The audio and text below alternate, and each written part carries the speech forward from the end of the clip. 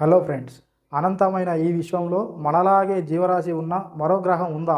ఈ ప్రశ్నకు సమాధానం దొరికే రోజు చాలా దగ్గరలోనే ఉన్నట్లు అనిపిస్తోంది. భూమికి కేవలం 25 కాంతి సంవత్సరాల దూరంలో శాస్త్రవేత్తలు ఒక అద్భుతమైన గ్రహాన్ని కనుగొన్నారు. దీని పేరు GJ3378b. మొదట దీనిపై జీవం సాధ్యం కాదు అని అనుకున్నారు. కానీ తాజాగా వచ్చిన ఒక రీసెర్చ్ రిపోర్టు శాస్త్రవేత్తలని ఆశ్చర్యపరిచింది. ఇంతకీ అక్కడ ఏం జరిగింది? ఈ గ్రహంపై మనుషులు బతకవచ్చా? Let's find out. University of కాలిఫోర్నియాకు చెందిన పాల్ రాబర్ట్సన్ అనే ప్రొఫెసర్ నేతృత్వంలోని ఒక టీం నాసా శాస్త్రవేత్తలతో కలిసి ఈ గ్రహంపై సరికొత్త రీసెర్చ్ చేశారు.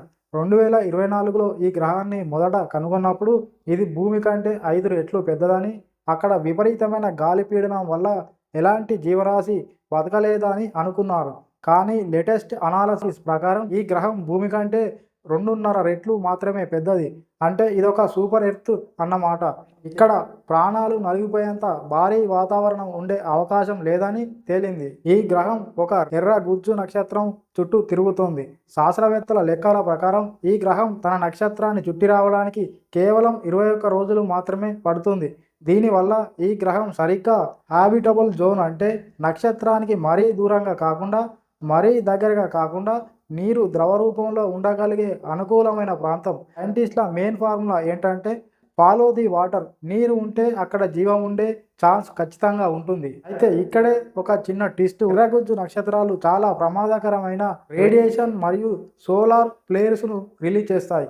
ఈ గ్రహం నక్షత్రానికి దగ్గరగా ఉండడం వల్ల ఒకవేళ అక్కడ నీరు గాలి ఉన్నా ఆ రేడియేషన్కు అవి ఆవిరైపోయే ప్రమాదం కూడా ఉంది.